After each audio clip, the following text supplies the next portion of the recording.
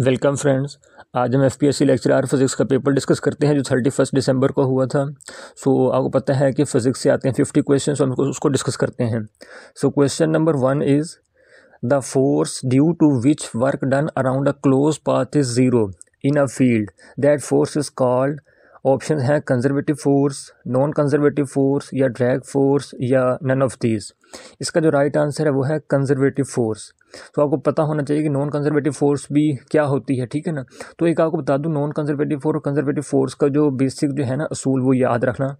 जो फोर्स जो है एक ही डायरेक्शन में मूव करे, ठीक है ना, जो कि अपनी बॉडी, जो फोर्स की जो डायरेक्शन है वो बॉडी की मोशन के साथ चेंज ना हो, एक ही डायरेक्शन में हो, उसे हम कहते हैं कंजर्वेटिव फोर्स। जैसे ग्रेविटेशनल फोर्स होगी या इलेक्ट्रिक फोर्स होगी। और नॉन कंजर्वेटिव फोर्स वो होती है जो कि अपनी डायरेक्शन चेंज कर ले बॉडी की मोशन के साथ, जैसे हम कहते हैं फ्रिक्शनल फोर्स है, ठीक है ना। समटाइम्स किस डायरेक्शन में लगेगी, समटाइम किस डायरेक्शन में लगेगी, ये डिपेंड करता है बॉडी किस डायरेक्शन में मूव कर रही है, ठीक है। ये आपने याद रखना है, बाकी सूल भी देख लेना क्या होते हैं। Question number 2 is Which phenomena confirms that light waves are transverse waves?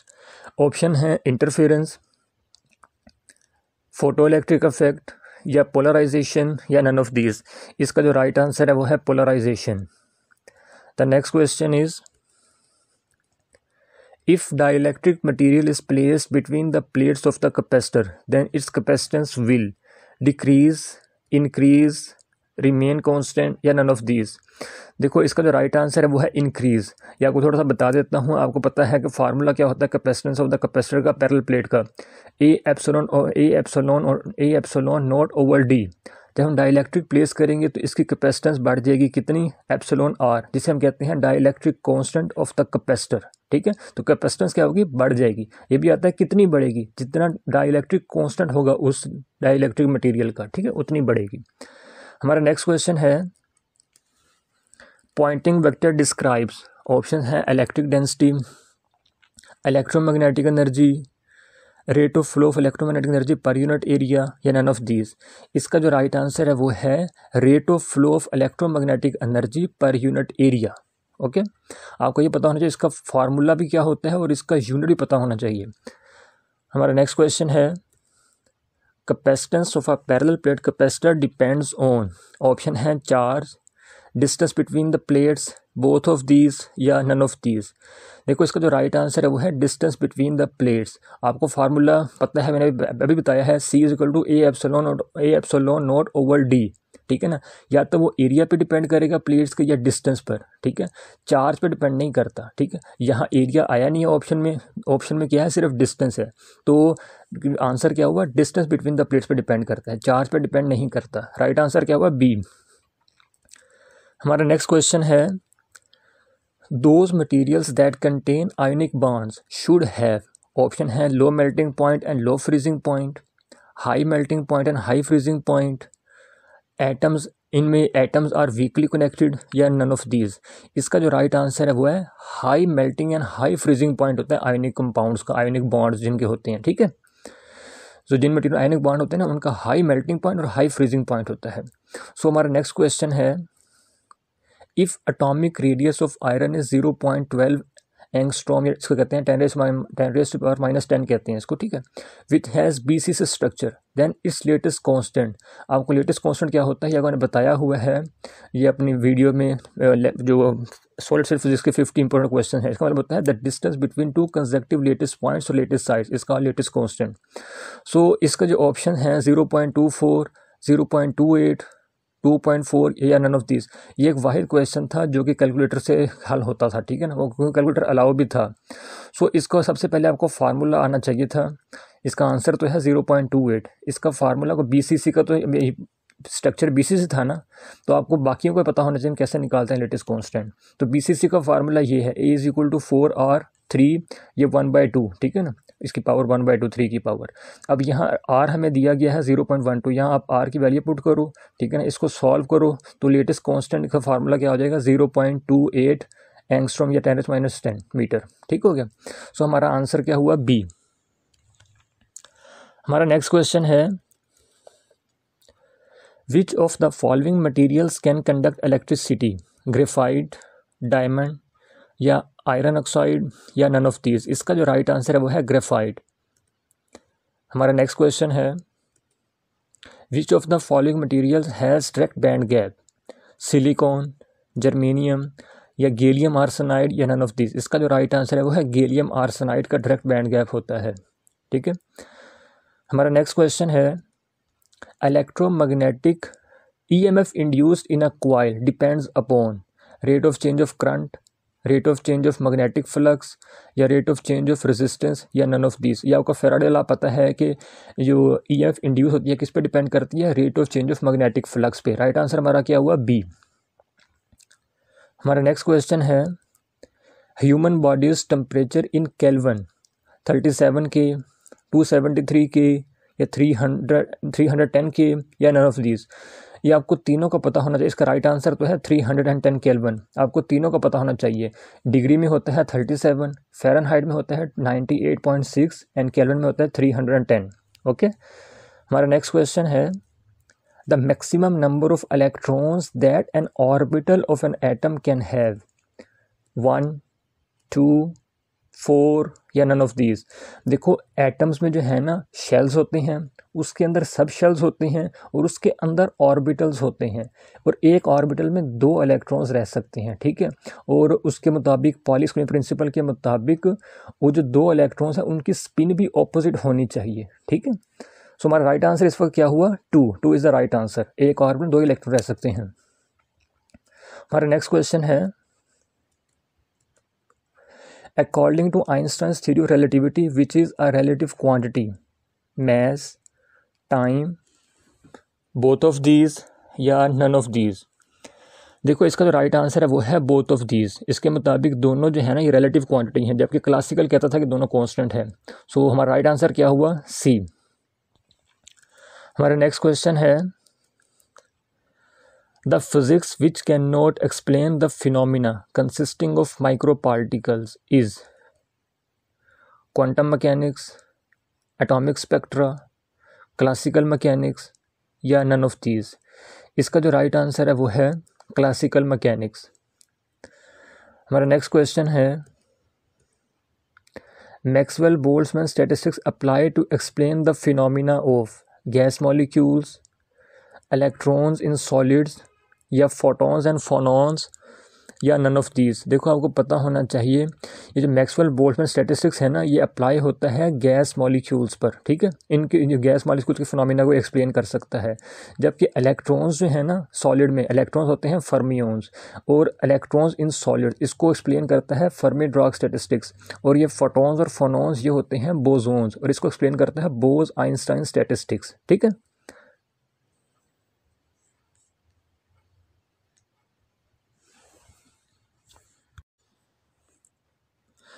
तो इसका जो राइट आंसर है वो है गैस मॉलिक्यूल्स। हमारा नेक्स्ट क्वेश्चन है in a reversible process the change of entropy in the system will remain constant, will be zero या will be infinite या नन ऑफ दीज? अब देखो ये आपने सवाल को थोड़ा समझना है। क्वेश्चन पूछा गया है चेंज ऑफ एंट्रोपी, एंट्रोपी में चेंज क्या होगा? इसका जो राइट आंसर है वो है ज़ीरो। अब इसको थोड़ा समझाता हूँ, ये थोड़ा सा कन्फ्यूजिंग क्वेश्चन है। देखो एंट्रोपी का फार्मूला क्या था? DS=dQ/T। ठीक है। ये रिवर्सिबल प्रोसेस में DQ 0 होगा तो यहाँ DQ पुट करेंगे तो DS क्या आ जाएगा? 0। तो ये है DS, चेंज ऑफ एंट्रोपी क्या है? 0। ठीक है ना। DS=0। अगर क्वेश्चन होता ना एंट्रोपी सिस्टम की कैसी होगी, फिर क्या करते हैं हम इसको इंटीग्रेट करते हैं। ठीक है ना। तो ये S और इंटीग्रेट 0 क्या होता है? कांस्टेंट। तो फिर S क्या आना था? S कांस्टेंट आना था। लेकिन पूछा गया change of entropy, change of entropy 0 होगा। ठीक है। राइट आंसर हमारा क्या हुआ? बी। हमारा नेक्स्ट क्वेश्चन है total charge of an isolated system of an isolated conductor always remains constant. This is called law of conservation of energy, law of conservation of mass, law of conservation of charge या none of these? इसका जो right answer है वो है C, law of conservation of charge। हमारा next question है upthrust force is also called Archimedes principle, buoyant force, frictional force या none of these? इसका जो राइट आंसर है वो है बी, बायन फोर्स। हमारा नेक्स्ट क्वेश्चन है half wave rectifier is used in batteries, AC cars, loud speakers या none of these. अब देखो इसका जो राइट आंसर है वो है बैटरीज। देखो रेक्टिफायर काम क्या होता है, एसी को डीसी में करना, और बैटरी का काम क्या होता है, ये डीसी को स्टोर करती है, ठीक है। सो हाफ वेव क्या करता है, एसी को डीसी में करता है और वो उस डीसी को बैटरी स्टोर करती है। तो बैटरीज, हाफ वेव रेक्टिफायर कहाँ इस्तेमाल होता है, बैटरीज में, ठीक हो गया। हमारा नेक्स्ट क्वेश्चन है एटॉमिक रेडियस इज, ये ऑप्शन गिवन है 10⁻10, 10⁻20 या 29 या नन ऑफ दिस। इसका जो राइट आंसर है वो है 10⁻10 मीटर। आपको एटॉमिक रेडियस को तो पता हो, इसके अलावा न्यूक्लियस के रेडियस के तो वो भी आपको पता होना चाहिए क्या होता है, ठीक है। हमारा नेक्स्ट क्वेश्चन है earth is a dash frame of reference, inertial, non inertial या बोथ या नन ऑफ दीज। अब देखो अर्थ जो है ना ये है non inertial frame of reference. क्यों? क्योंकि अकॉर्डिंग टू साइंस अर्थ जो है ना ये मूव कर रही है, ठीक है। अब जब अर्थ जो है सर्कल में मूव कर रही है, देखो जब भी बॉडी सर्कल में मूव करती है बेशक उसकी स्पीड कांस्टेंट हो लेकिन उसकी वेलोसिटी कभी कांस्टेंट नहीं हो सकती, क्योंकि उसकी डायरेक्शन चेंज हो रही है। जब भी डायरेक्शन, कोई बॉडी सर्कल मूव करके डायरेक्शन चेंज होगी ही होगी। जब वेलोसिटी चेंज होगी मतलब एक्सेलरेशन होगा। जब एक्सेलरेशन होगा तो इसका मतलब है कि वो non inertial frame of reference है, ठीक है। सो हमारा राइट आंसर क्या हुआ, बी। हमारा नेक्स्ट क्वेश्चन है सर्टेन मेटल्स अट्रैक्ट, सॉरी यहाँ अट्रैक्ट आना था, एस नहीं आना था। Certain metals attract other pieces of metal due to polarisation, magnetisation या कॉपर पेयर या नन ऑफ दीज। इसका जो राइट आंसर है वो मैग्नेटाइजेशन, ठीक है, मकनातीसी ताकत। हमारा नेक्स्ट क्वेश्चन है capacitors are used to store voltage, power, current या नन ऑफ दीज। इसका जो राइट आंसर है वो है वोल्टेज। देखो कैपेसिटर क्या करता है, ये इसको हम वोल्टेज भी कह सकते हैं, इसको चार्ज भी कह सकते हैं, इसको इलेक्ट्रिकल एनर्जी भी कह सकते हैं, ठीक है। जो डीसी जो सोर्स लगाया होगा वो सारा का सारा कैपेसिटर में स्टोर हो जाएगा, ठीक है। सो कैपेसिटर जो है ना वोल्टेज स्टोर करना भी काम आता है, ठीक हो गया। इसको वोल्टेज कह लो या चार्ज कह लो या इलेक्ट्रिकल एनर्जी कह लो, एक ही बात है। हमारा नेक्स्ट क्वेश्चन है resistors are used in electronic circuits for controlling voltage, reducing current, increasing current या none of these। इसका जो राइट आंसर है वो है reducing current, B is the right answer। हमारा नेक्स्ट क्वेश्चन है which is true about atomic nucleus, nucleus contains only protons। Option B है nucleus can contain electrons, nucleus is positively charged या none of these। इसका जो right answer है वो है nucleus is positively charged, C is the right answer। हमारा next question है how is nuclear fission produced, two lighter nuclear merge and release energy, sorry ओहो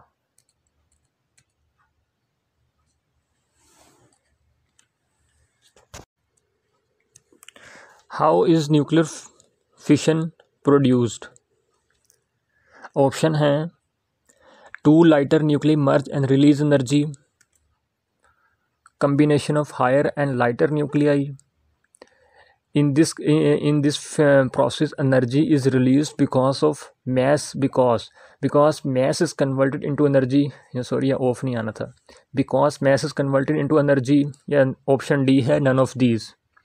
सो इसका जो राइट आंसर है वो है C, energy is release because mass is converted into energy. इस process में जो है ना मैस कन्वर्ट होता है एनर्जी में, E = mc² इक्वेशन जो है ना यहाँ यूटिलाइज होती है। सो हमारा नेक्स्ट क्वेश्चन है according to Coulomb's law the force between point charges is the product of the square of the charges, product of the cube of the charges, product of the charges या D none of these. ये very famous Coulomb's law है, आपको पता होना चाहिए।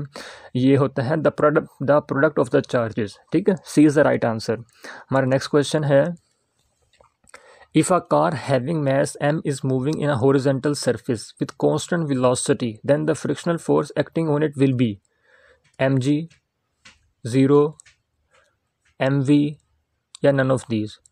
अब देखो इसको जो राइट आंसर है वो है 0। अब इसको थोड़ा समझो, लेट्स सपोज ये कोई कार है, ठीक है ना, ग्रीन में। अब ये कार जितनी फोर्स, ये देखो ये तो बात पक्की होगी कि कांस्टेंट वेलोसिटी से मूव कर रही है, इसके ऊपर नेट फोर्स तो 0 है, ठीक है। अब जितनी ये कार फोर्स लगाएगी, ठीक है ना, उतनी ही फ्रिक्शनल फोर्स लगेगी इस डायरेक्शन में उसके ऑपोजिट, ताकि नेट फोर्स 0 हो। अब ये कांस्टेंट वेलोसिटी से मूव कर रही है, इसका मतलब है कार के पास मोमेंटम तो है, क्योंकि मैस और वेलोसिटी मोमेंटम है, लेकिन फोर्स नहीं है, क्योंकि कांस्टेंट वेलोसिटी F = m में है, एक्सेलरेशन 0 है तो फोर्स 0 है। जब ये कोई फोर्स नहीं लगा रही तो फ्रिक्शनल फोर्स भी 0 होगी, तो नेट फोर्स भी 0 ही रहेगी। तो हमारा राइट आंसर क्या होगा, 0, B is the right answer. हमारा नेक्स्ट क्वेश्चन है hybrid means advanced, old, dual या नन ऑफ दिस? इसका राइट आंसर होता है डुअल। डुअल मीन्स हाइब्रिड या हाइब्रिड मीन्स डुअल। हमारा नेक्स्ट क्वेश्चन है heat can be produced by rubbing, mechanical process या बोथ आर राइट या नन ऑफ दिस? इसका जो राइट आंसर है both are right, C is the right answer. हमारा next question है the value of Boltzmann constant is, ये option given है। इसका जो राइट आंसर है वो है सी, 1.3 × 10⁻23 जूल पर केल्विन। ठीक है। हमारा नेक्स्ट क्वेश्चन है charges can be only positive, only negative या बोथ पॉजिटिव एंड नेगेटिव या नन ऑफ दिस? इसका राइट आंसर है वो है सी, बोथ पॉजिटिव एंड नेगेटिव। हमारा नेक्स्ट क्वेश्चन है which is true about momentum? It is the product of mass and energy, it is a scalar quantity, it is a vector quantity या none of this? इसका right answer है सी, it is a vector quantity. हमारा next question है the degree of hotness और coldness is called heat, temperature, both can be true या none of these? देखो इसका right answer है वो है टेम्परेचर। आपको हीट का पता होना चाहिए हीट क्या होता है। हमारा नेक्स्ट क्वेश्चन है rest mass of an electron is 1.02 mega electron volt, 1.6 × 10⁻⁻19, sorry ऊपर आना था -19 पावर में, -19 जूल, 0.51 मेगा इलेक्ट्रॉन वोल्ट या नन ऑफ दीज? इसका जो राइट आंसर है वो है सी, 0.51 मेगा इलेक्ट्रॉन वोल्ट। ठीक है। हमारा नेक्स्ट क्वेश्चन है the minimum charge on an object can be 1.02 electron volt, 1.6 × 10⁻⁻19 joule या 0.51 इलेक्ट्रॉन वोल्ट या नन ऑफ दीज? इसका जो राइट आंसर है वो है बी, क्योंकि ये चार्ज होता है इलेक्ट्रॉन पर। सो मिनिमम चार्ज जो है ना ऑब्जेक्ट पे इतना हो सकता है। ठीक है। हमारा नेक्स्ट क्वेश्चन है a line that passes through both the poles of the magnet is called, ये बड़ा ही इंपॉर्टेंट ट्रिकी क्वेश्चन था। कार्टेशियन एक्सिस, मैग्नेटिक एक्सिस या न्यूट्रल एक्सिस या डी नन ऑफ दीज?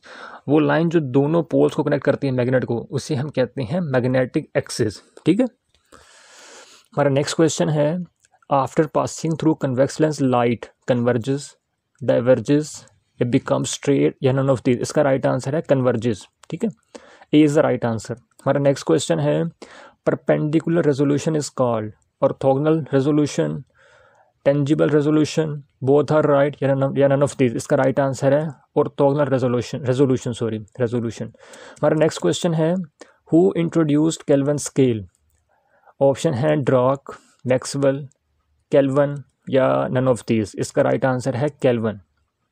हमारा नेक्स्ट क्वेश्चन है diffraction is produced because of the interference of primary wavelets, secondary wavelets, both या none of these? इसका right answer है secondary wavelets. इसको देखो थोड़ा समझते हैं। देखो लेट्स सपोज ये सोर्स है, ये एक ऑब्स्टिकल है, ये स्क्रीन है जहाँ उसने करना है इंटरफेयर। देखो ऐसे लाइट ऐसे ट्रैवल करेगी वेव्स के शुरू में, ये एक प्राइमरी वेवलेट्स है। ठीक है, हमें पता है कि जो है ना ये प्राइमरी वेवलेट्स है, इसका हर पॉइंट जो सोर्स होता है सेकेंडरी वेवलेट्स का। अब यहाँ से सारे निकलेंगे इस तरीके से, सारे जो सारे पॉइंट है ना सारे यहाँ से सेकेंडरी वेवलेट्स निकलेंगे और इधर आके इंटरफेयर करेंगे तो डिफ्रैक्शन फिनोमिना होगा। तो ये प्राइमरी वेवलेट्स है, तो यहाँ क्या इंटरफेयर कर रहे हैं? सेकेंडरी वेवलेट्स इंटरफेयर कर रहे हैं। तुम्हारा राइट आंसर क्या हुआ? B, secondary wavelets. ठीक है।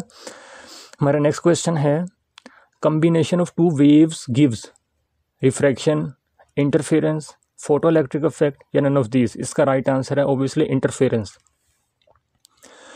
हमारा नेक्स्ट क्वेश्चन है which is a radioactive element? भी आना सॉरी, यूरेनियम, एल्यूमिनियम या बोथ आर राइट या नन ऑफ दीज? इसका राइट आंसर है सी, एल्यूमिनियम एक ट्रिकी क्या कहते हैं एलिमेंट है, ये रेडियो एक्टिव भी है। ठीक है, both are right, C is the right answer. हमारा नेक्स्ट क्वेश्चन है force per unit charge is called electric potential, electric field intensity या इलेक्ट्रिक फील्ड या नन ऑफ दीज? इसका राइट आंसर है electric field intensity, B is the right answer. हमारा next question है thermodynamics is the branch of physics which deals with the conversion of heat energy into thermal energy, other forms of energy या electrical energy या none of these? इसका right answer है B, other forms of energy, B is the right answer।